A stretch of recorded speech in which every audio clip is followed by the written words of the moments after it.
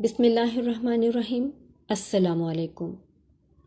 آج میں آپ کو اپنے اس ذہین اسٹوڈنٹ کے بارے میں بتاؤں گی جو چھوٹی سی عمر میں ہم سے بچھڑ گیا۔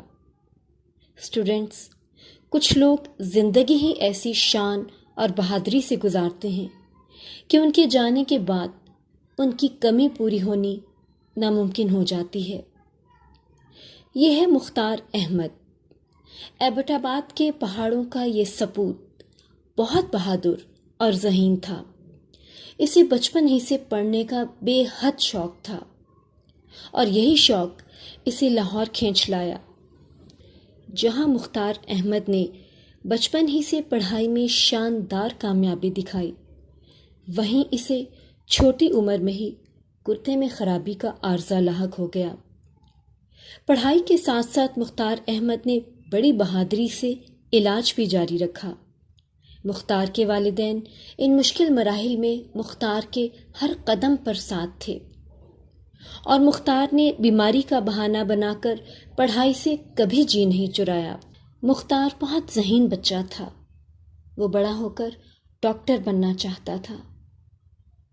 دو ہی تو حقیقتیں تھیں اس بچے کی زندگی کی، اس کی بیماری اور اس کی پڑھائی، جو اسے کبھی ایبٹ آباد سے اسلام آباد کھینچ لائی، کبھی لاہور اور کبھی کراچی، کبھی عرش پر کبھی فرش پر، کبھی ان کے در کبھی در بدر۔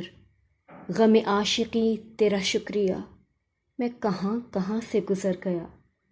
اس کی والدہ نے اپنا گردہ ٹرانسپلانٹ کے لیے پیش کیا۔ مائیں تو ہوتی ہی اپنی اولاد پر فدا ہونے کے لیے ہیں، مگر یہ قربانی بھی اسے اس سفر پر جانے سے روک نہ سکی جسے سفر آخرت کہتے ہیں۔ اس کی منزل تو کوئی اور ہی تھی، وہاں جہاں پروردگار کی رحمت دنیا کے سارے دکھ دور کر کے بندے کو اپنی آغوش میں لے لیتی ہے۔ موت تو سب کو آنی ہے، مگر مرنے میں فرق ہوتا ہے۔ مختار نے جتنی بہادری سے زندگی گزاری، اتنی ہی بہادری سے ہنس کر موت کو گلے لگایا۔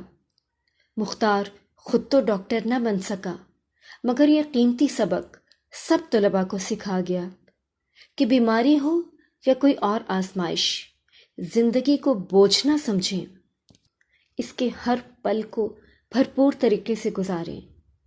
خدا سے التجا ہے کہ اسے ہمیشہ اپنی رحمتوں کی ٹھنڈی چھاؤں میں رکھے اور اس کے والدین کو صبر جمیل عطا کرے۔ آپ سب سے بھی گزارش ہے کہ مختار کے درجات کی بلندی کے لیے آپ سب مل کر بہت دعائیں کیجیے گا۔ مختار احمد، آپ ہم سے بچھڑ کر بھی ہم سے دور نہیں ہوئے، ہماری دعاؤں اور ہماری یادوں میں ہمیشہ رہیں گے۔ لاکھوں ہی مسافر